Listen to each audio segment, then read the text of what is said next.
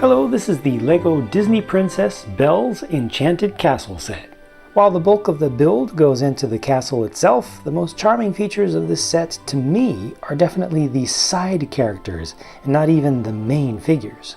And look at this, they include the full collection.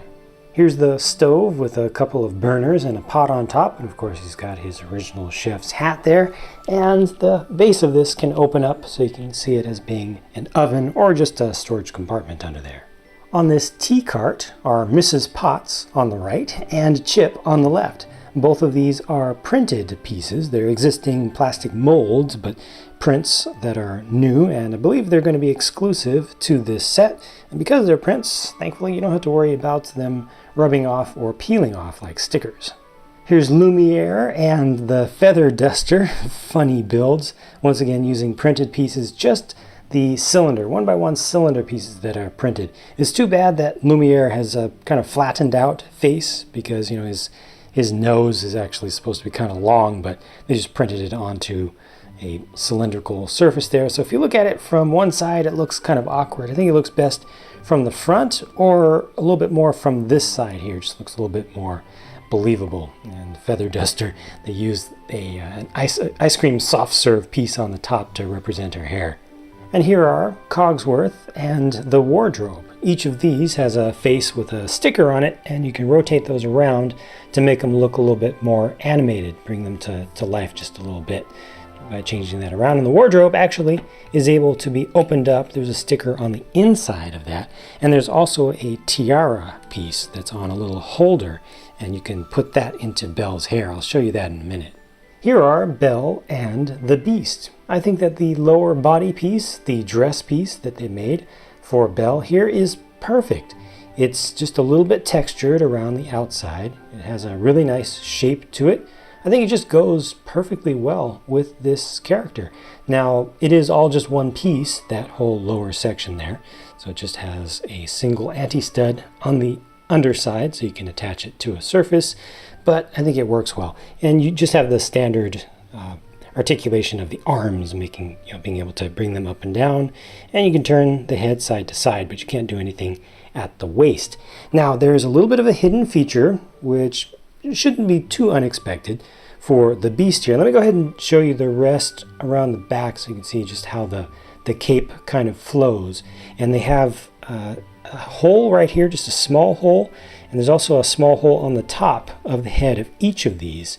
So one right there for Belle, and the Beast has one right on the top there as well, and you can use those as points to attach accessories. But you can also remove the entire head of the Beast here to reveal the Prince face, and they include in the set a hairpiece for him, so you can turn him back into his original form right with this set. You don't have to worry about collecting a second version. And that's a pretty good looking, pretty crisp and sharp molded hairpiece there. You know, all the lines and details in there really stand out really well, especially compared to Belle's. There are different types of material though. It's a hard plastic, kind of standard hard plastic for the princess hair, and Belle's is kind of rubbery. The tiara that I showed you in the wardrobe is an accessory that you can use with these hair pieces. So I can place that right there, and that's how that looks fully set up. And it's got a little bit of different shaping from different angles. Looks pretty good. Now the castle is actually smaller than I expected and a little bit more simple if you compare it to the size of just a regular minifigure, and there's a mini doll up top. You know, you really have to imagine this being much larger than you actually physically see. This uses some pretty large curved pieces, and some of them have some pretty large stickers on them as well. And stickers are really important to give you some detail, because without them, things look a little bit plain. No, actually very plain.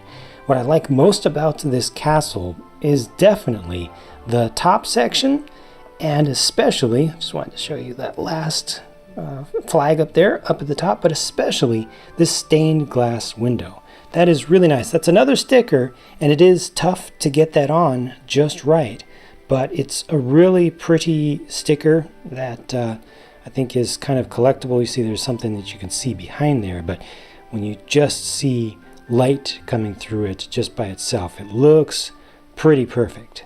There's a balcony over here with a telescope that can be turned around a little bit. You can also place it in different spots around the railing there.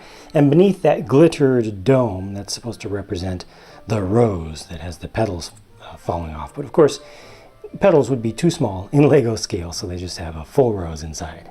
When you look at this from the back with all the side characters set up, it looks pretty vibrant, but take away some of those that kind of act as furniture pieces and just look at the castle. I'll also show you this table by itself, but the castle itself doesn't really have that much going on for it as far as its structure and what would really be considered inside. So again, you have to use your imagination to kind of just extend the inside of it out, and as you place the characters there and you have them walking around and doing things, then you can just kind of expand the space beyond what's physically there. That is the magic mirror right there, and it's showing Belle's dad in it right now. This is a little chandelier up above, which is kind of hanging. You can see that kind of rotates around, has some nice little gem elements on the underside of it.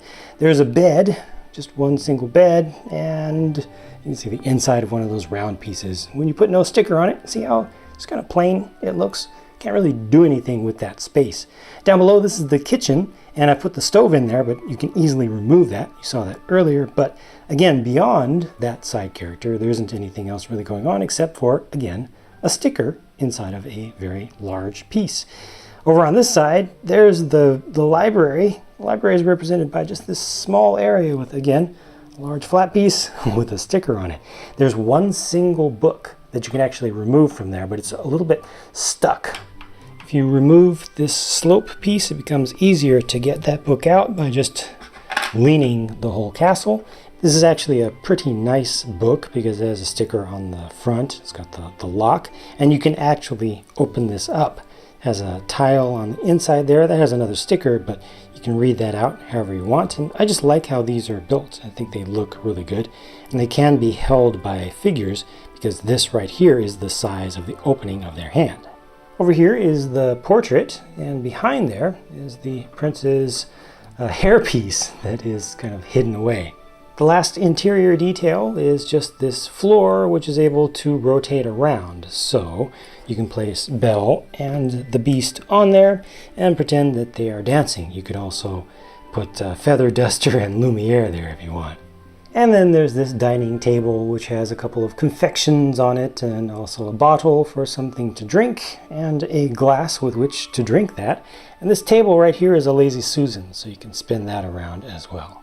Like I said at the start, I really think that the side characters are the highlights, and really all of the characters together are the main reasons, I think, to get this set.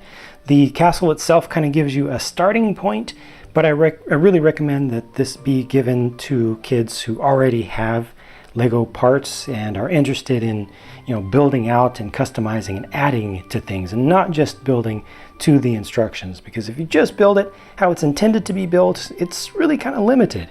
Use the key features here, the things with stickers and the printed pieces and the smaller builds, and just add on, and then you end up with something that's a lot more substantive.